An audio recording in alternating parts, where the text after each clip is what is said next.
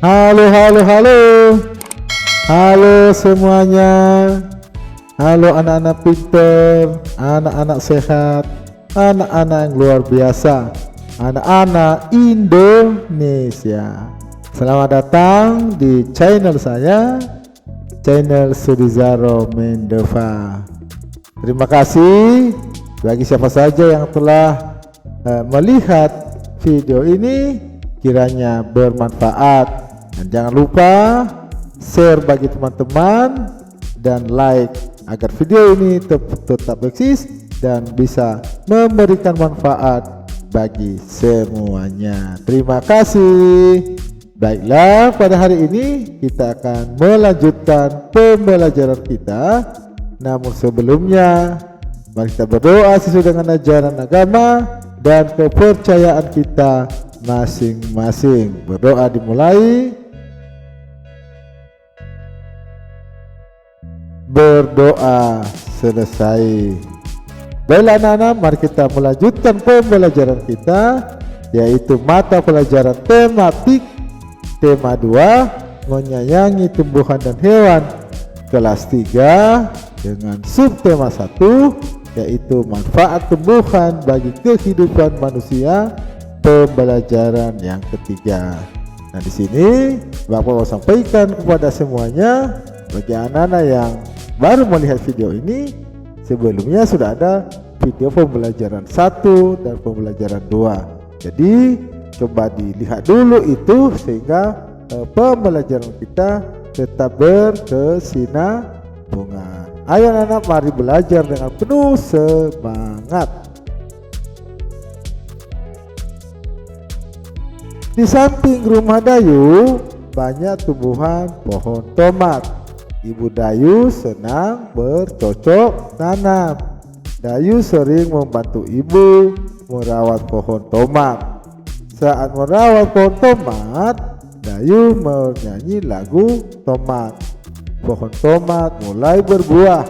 Buah tomat muda berwarna hijau.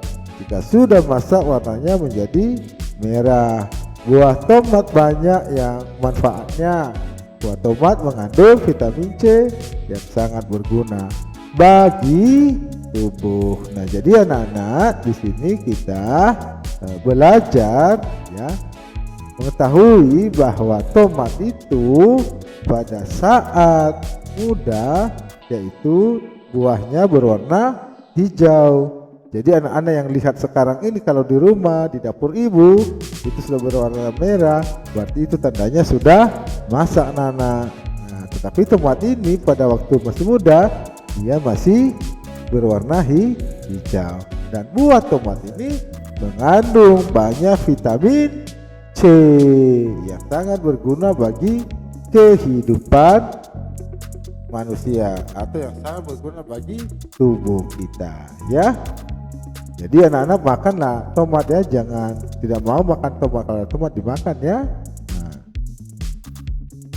Tuhan menciptakan banyak tumbuhan. Kita harus mensyukuri anugerah yang diberikan Tuhan. Semuanya dapat dimanfaatkan untuk kebutuhan tubuh manusia. Tumbuhan yang semua bagiannya dapat berguna, yaitu pohon kelapa. Tahukah kamu asal mula buah kelapa? Nah, anak-anak, di sini tadi bisa kita belajar bahwa tumbuhan itu ya sangat berguna bagi kebutuhan manusia. Terutama ini yang akan kita baca, yaitu pohon kelapa. Pohon kelapa itu anak-anak mulai dari batangnya bisa dijadikan papan ya, terus lidinya bisa dijadikan sapu, buahnya yaitu sabut kelapa bisa dijadikan sapu juga ya, dan juga isinya bisa dijadikan santan, bisa juga kita langsung makan sendiri buah kelapanya, juga bisa kita minum air kelapa mudanya. Jadi anak-anak, dari batangnya, daunnya, semua kelapa ini sangat berguna untuk kebutuhan manusia. Nah, di sini, tahukah kamu asal mula buah kelapa? Mari kita belajar teman anak-anak, yaitu tentang asal mula buah kelapa yang ceritanya demikian. Seorang laki-laki mendaki gunung yang tinggi. Ia ingin mengunjungi penyihir sakti. Penyihir sakti mempersilakan laki-laki itu masuk ke pondoknya. Wahai penyihir sakti, ada sesuatu yang ingin kumohon darimu, kata laki-laki itu sambil menunduk dengan hormat. Aku ingin memberi sesuatu olehmu agar aku menjadi seorang yang sangat berguna bagi setiap orang. Permintaanmu cukup bagus, sahut penyihir sakti. Dia mengeluarkan sebuah kotak hijau yang kecil. Dia berkata, kau baru boleh membukanya jika kau sudah tiba di rumah. Jadi itu kata penyihir anak-anaknya. Nah, laki-laki itu menerima kotak hijau tersebut dengan perasaan gembira. Setelah mengucapkan terima kasih, dia berjalan menuruni gunung. Di tengah perjalanan dia tergoda untuk membuka kotak hijau itu. Ia ingin melihat apa isinya, namun ia tidak jadi membukanya saat ia ingat pesan penyihir sakti. Ketika tiba di kaki gunung, lagi-lagi dia tergoda ingin melihat isi kotak hijau tersebut. Ia lalu membuka kotak hijau itu. Tiba-tiba laki-laki itu berubah menjadi pohon yang daunnya panjang dan buahnya besar-besar. Terdengar suara penyihir sakti itu dari puncak gunung. Karena kau tak mematuhi kata-kataku, kau berubah menjadi pohon kelapa. Namun permohonanmu tetap terkabul. Kau sangat berguna, tiap bagian darimu berguna bagi manusia. Daunmu, buahmu, dan batangmu dapat dimanfaatkan manusia. Sejak saat itu, pohon kelapa cepat berkembang biak hingga bisa dijumpai di mana-mana. Orang menghargai pohon kelapa karena banyak gunanya. Ini disadur dari sumber www.kitnesia.com. Jadi ini anak-anak adalah dongeng ya, bukan terjadi beneran ya. Ini dongeng itu kemarin Bapak sudah sampaikan bahwa dongeng itu adalah hasil angan-angan ya dari si penulis ya. Itu anak-anaknya, atau dongeng itu hasil dari pikiran si penulis, bukan yang sebenarnya ya. Jadi anak-anak, ini adalah dongeng asal usul pohon kelapa. Nah, anak-anak, apa pesan yang terdapat pada dongeng asal mula buah kelapa? Kira-kira tadi apa anak-anaknya pesannya setelah kita membaca dongeng itu, terutama tadi yang seorang yang mendaki gunung. Nah, pesannya coba Bapak jawab ya, anak-anak juga nanti bisa menjawabnya. Namun ini alternatif jawaban. Apa pesan yang terdapat pada dongeng asal mula buah kelapa? Itu kita tidak boleh ingkar janji. Nah, tadi ada ingkar janji kan, yang mendaki gunung, yang berubah menjadi pohon kelapa. Yang kedua, kita harus patuh terhadap aturan. Anak-anak, kalau ada aturan, contohnya jangan kamu buka ya sampai ke rumah, ya kita jangan buka ya. Atau aturan-aturan lain mungkin di sekolah atau mungkin di rumah, kita harus patuh terhadap aturan ya. Jangan mudah tergoda. Jadi anak-anak jangan mudah tergoda ya, karena tadi kan si pendaki gunung itu tadi kan dia mudah tergoda sehingga akhirnya dia berubah menjadi buah kelapa. Jadi anak-anak itu pengalaman ya. Ini bisa kita ambil pesannya bahwa kita tidak mudah tergoda ya. Mari kita teruskan anak-anak. Dayu mengunjungi pamannya, seorang petani kelapa. Dayu melihat panen kelapa di kebun pamannya. Terdapat banyak mobil truk mengangkut buah kelapa ke kota. Seorang pekerja menghitung buah kelapa truk pertama sebanyak 425 butir. Di truk kedua ada 509 butir, 590 butir buah kelapa. Nah, ini dia anak-anak ya. Nah, ini kan 425 ditambah 590 sama dengan 10.015.